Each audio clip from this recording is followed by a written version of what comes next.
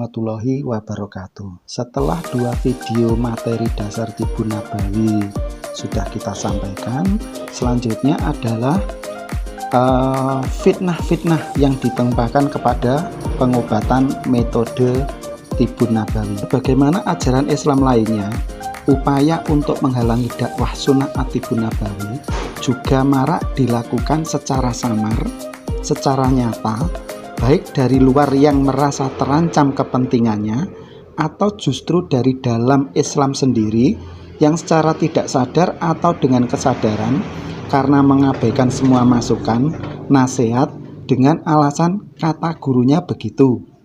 Hanya kelompok tertentu aja yang paham. Kamu tidak akan paham karena belum waktunya. Itu terhadap bekam atau ahli jamaah.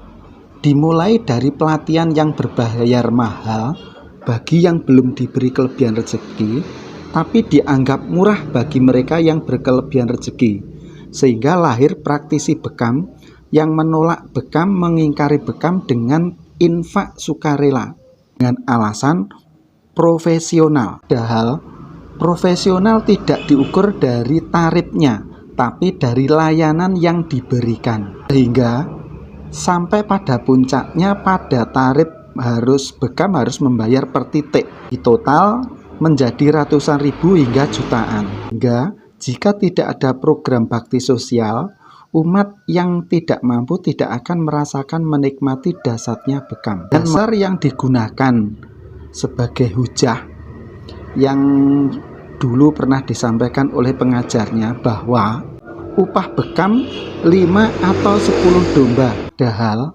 dasar hadis itu adalah karena mereka menolak memberi tumpangan untuk istirahat buat kabilah sahabat Nabi yang sedang kemalaman.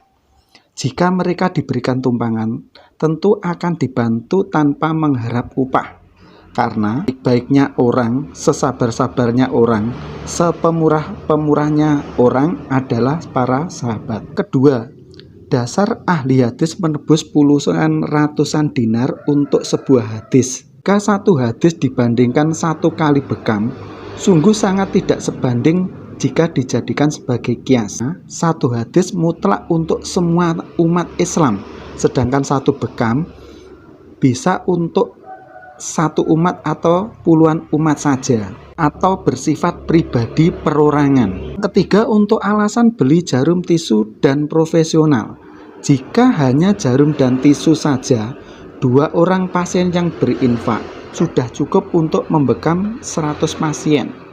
Pakaian yang bersih, higienis, layanan yang baik dan ramah adalah bentuk profesional kita tanpa harus menjadikan dasar sebagai tarif. Yang keempat, pelatihan berjenjang, uji kompetensi, iuran bulanan, wajib harus dibayar, sehingga mengejar semua itu kita harus memasang tarif sampai meninggalkan yang lainnya, yaitu berinfak.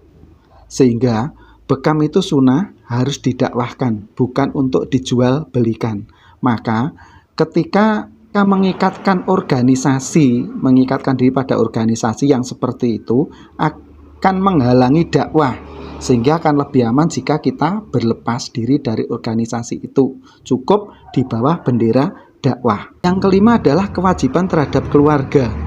Mereka menjadikan bekam satu-satunya sumber penghasilan, padahal banyak pintu rezeki yang terbuka daripada menggantungkan pada dakwah.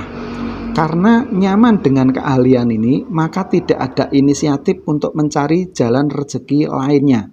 Allah berikan kelapangan lewat pintu ini, tidak masalah ini ditekuni. Tapi ketika kita tidak diberikan pintu rezeki lewat ini, dakwah ini, maka kita tidak bisa menggantungkan atau beralasan memasang tarif yang mahal demi untuk sebuah bekam. Maka pelatihan dengan sistem infak sukarela akan menghasilkan layanan bekam dengan infak sukarela tanpa menunggu bakti sosial, menjadi solusi untuk mengembalikan dakwah bekam hijamah pada kemuliaannya. Kesadaran setiap umat Islam untuk belajar bekam akan menjadi ladang dakwah buat keluarga, buat umat, tanpa menggantungkan diri hanya pada pengobatan yang tidak ada nilai amalnya, justru malah menjatuhkan diri dalam kebinasaan karena ketidakjelasan kehalalan obat yang digunakannya. Maka akan lebih baik jika berbekam kepada pembekam yang tidak memasang tarif,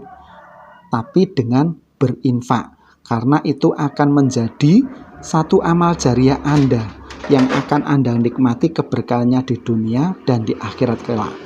Berbeda dengan sistem tarif yang putus akadnya sebagaimana jual beli, tidak ada nilai amalnya. Yang kedua akan dibalas 10 kali lipat, masih ditambah dilipatkan 100 kali, baik berupa rezeki, kesehatan, keselamatan, keberkahan, kesembuhan, baik yang berinfak maupun yang menerima infak. Yang ketiga, dapat menguatkan niat seorang pembekam untuk tetap istiqomah mendakwahkan bekam dengan infak sukarela tanpa tergiur merubah menjadi bekam bertarif. Yang keempat, pelan-pelan akan menghapuskan praktek bekam bertarif dan mengembalikan kesadaran mereka untuk meninggalkan bekam bertarif dengan menjadi pembekam yang berinfak sukarela. Walau itu sulit, tapi akan menjadi hujah kita saat dihisab kelak bahwa kita telah menguatkan barisan dakwah, dan ini bukan melemahkan, menimpakan fitnah terhadapnya. Yang kelima, sehingga setiap uang yang Anda belanjakan untuk bekam akan menguatkan dakwah sunnah Atibun Nabawi dan atau akan menjadi bahan bakar mereka, amunisi mereka untuk menimpakan fitnah bagi dakwah bekam sunnah atau pengobatan Tibun Nabawi pada umumnya. Yang keenam, jika memang tidak ada lagi praktek bekam bertarif sukarela di daerah Anda bisa belajar menjadi pembekam, menjadi bagian dari dakwah pengobatan sunnah itu sendiri, dengan tetap menjaga sistem operasional prosedur tata caranya sehingga tidak salah praktek atau salah bekam, sehingga nanti akan menimbulkan fitnah. Sering sharing dengan pembekam-pembekam sunnah yang lebih dulu terjun, sehingga banyak ilmu yang akan kita dapatkan. Belajar diagnosa mana yang boleh bekam, mana yang tidak boleh dibekam. Jangan sampai berangkat sehat setelah dibekam malah tambah sakit atau drop. Sekian sharing-sharing kali ini, semoga bermanfaat. Assalamualaikum warahmatullahi wabarakatuh. Sampai jumpa di video selanjutnya.